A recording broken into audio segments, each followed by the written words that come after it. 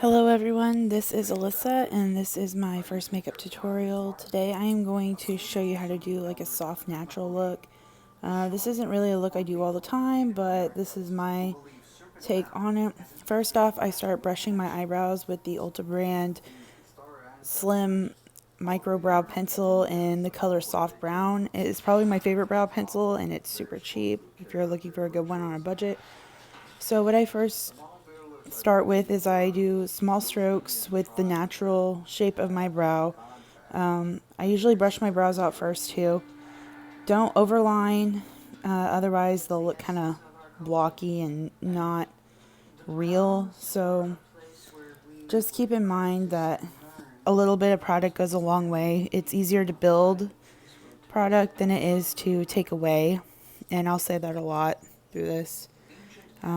I kind of brush it out to blend it. I sped this part up. I'm doing the exact same thing to this brow with the brow pencil, just filling it in. This one does not come out nearly as good as the other one. My first brow always comes out better than the second brow. I also always start on the left side of my face because I am right-handed. It's easier to do the less dominant side of your face first. But there's no wrong or right way to do makeup, so you do it however you want. Next, we're taking the Tarte Shape Tape and we are going to cut out our eyebrows here. I take a flat brush.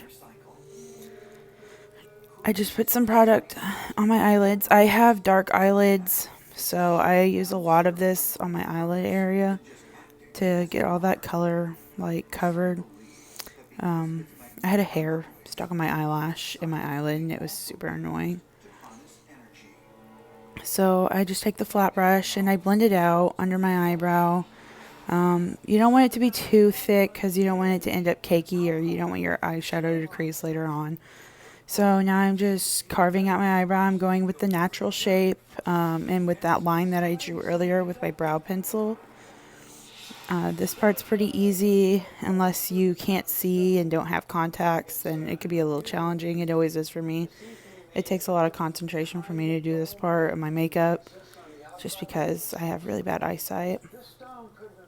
I sped it up. I'm doing the exact same thing here with the flat brush, just carving out my eyebrow. As you can tell, my eyebrows do not look identical. Not twins, they're sisters. But it's just makeup, it's whatever. So next we're going to get a damp beauty blender and we are going to just kind of blend that out and make it look softer and not as thick on the eyes. I always like to go under my eye with the excess and kind of just dab it. That way I don't have to worry about doing it later. Smooth it out with your finger. Sometimes the sponge doesn't do it the best.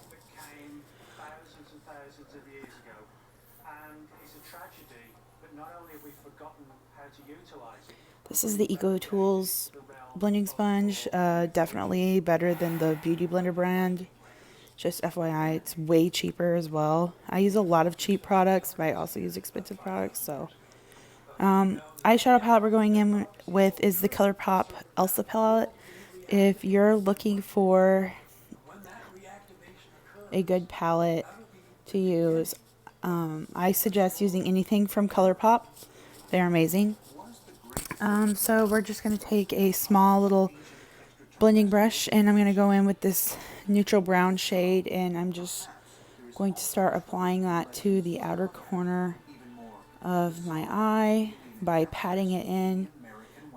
This is how I personally do my own makeup, so if something else works for you, then that's great. This is just kind of how I go for it. So I start sweeping mine out towards the tip of where my eyebrow ends. That's how I get my winged look for my eyeshadow. It's really easy if you do it this way and it looks pleasing to the eye, in my opinion. Oh, I'm tired.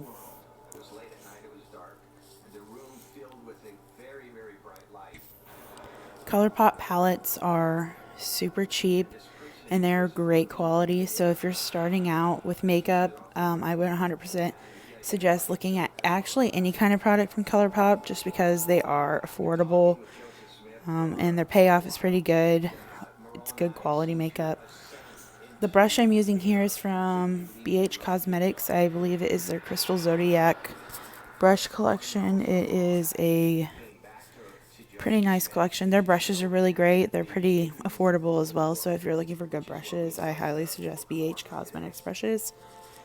You can never go wrong. You never have enough brushes either.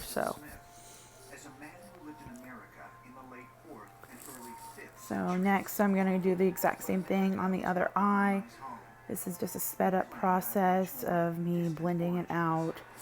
My eyeshadow never looks the same on either eye either. I don't know why, but I mean, this look didn't come out too bad. I think it looks decent at the end. I just don't go for these really like natural looks all the time because they never want to show up correctly in my pictures. I don't know why. I don't know if I just go too light with it or if it's just not me.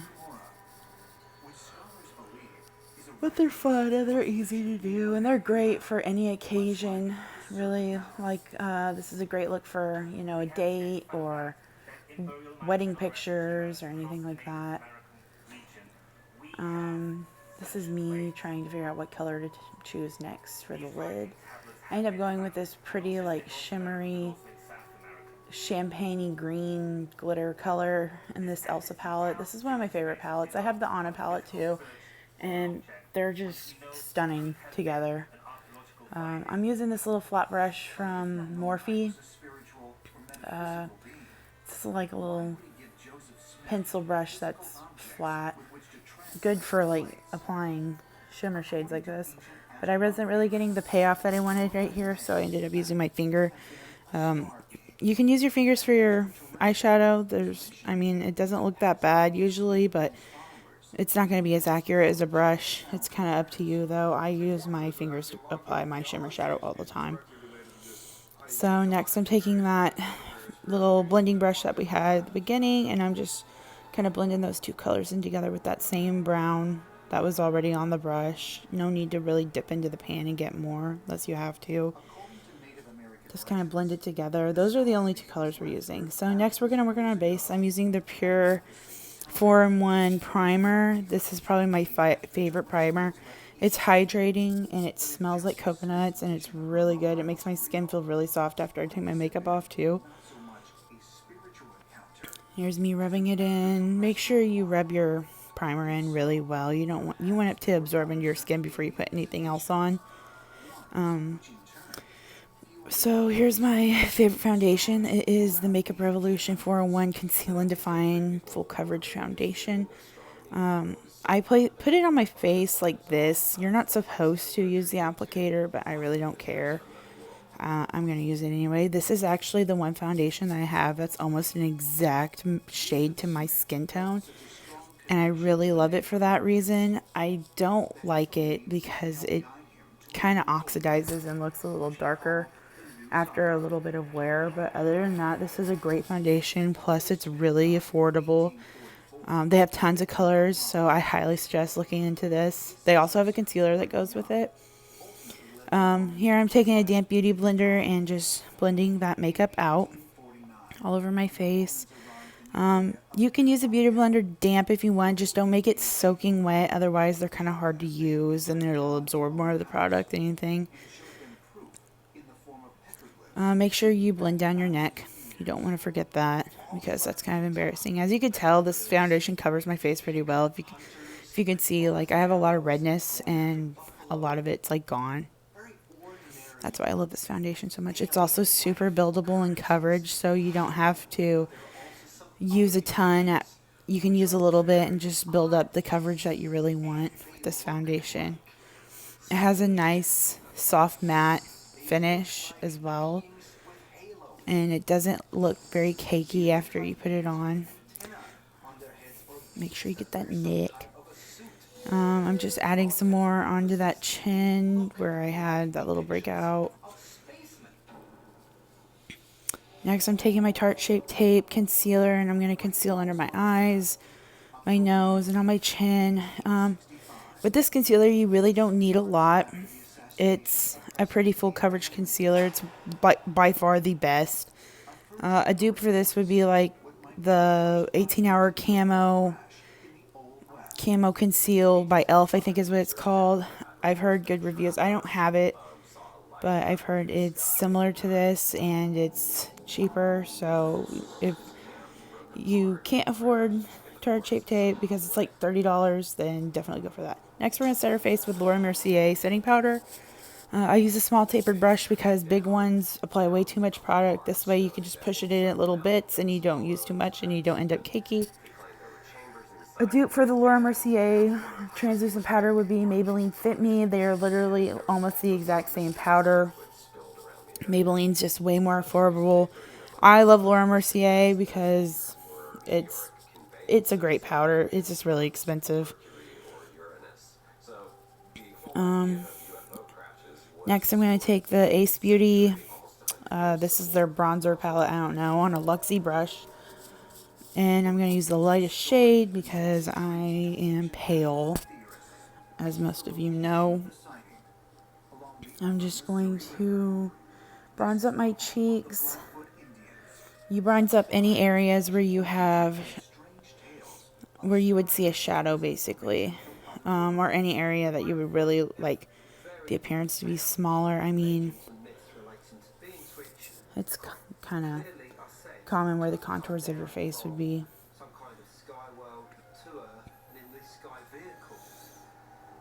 Also, I'm sorry if this audio is horrible. I have never done a voiceover before, so it's kind of hard to follow with this video, but I watched it like 1,000 times, so I know what I'm kind of looking for. Next, we're going to highlight. I'm using the 24A Artist Pass palette by Sweetie and Morphe. I'm using the gold shade as my highlighter. This is sped up because you can't see it until towards the end. This is by far one of my favorite highlighters, especially for like the summertime. I know it's not summertime anymore, but this highlight in the sun looks so pretty. It's so gold and so pretty. It just looked good with this eyeshadow. Next, we're going to use blush. I have this nice little, it's not dense, it's kind of like a flowy little fluffy brush. I'm going to use that coral shade in the same palette as a blush and just kind of sweep that over my cheeks. I always do blush last because it kind of blends the highlighter and the contour together, or the bronzer, whatever.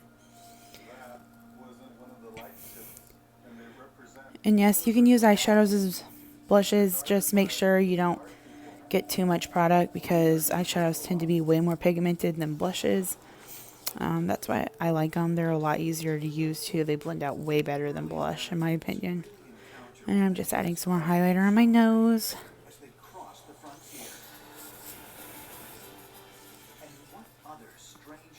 Now we're going to dip back into the Elsa palette, into that soft brown color, and I'm going to sweep that under my eyes and blend the bottom part of my lids out just to get that nice little smoky effect. I had something in my eye and it was bothering me really bad. I probably messed with my eye for a good majority of the rest of this video, so sorry if I make any like really weird faces. Less than 10 years later, it would become the location of one of the most bizarre UFO sightings in history. According to a story in the Tombstone Epitaph in 1890, two ranchers were out in the desert of Arizona when they saw some sort of... Now I'm taking that shimmery shade that I used before and I'm just pressing that into my inner corners. You can use a brush to put the shimmery shade on your inner corners if you want. I use my finger. I don't know why. I always have. Enjoy me singing to myself. Next, I'm going to show you my favorite setting sprays. This next one's the Anastasia Beverly Hills Dewy Mist setting spray. It's great, but I'm going to use the iconic London glowy setting spray. I don't know the actual name of this one. I can't remember. It has like this shimmery glitter in it, and it looks great when you spray it on your makeup. It gives you the extra glow when you're out in the sun. It's really pretty. It smells really good too.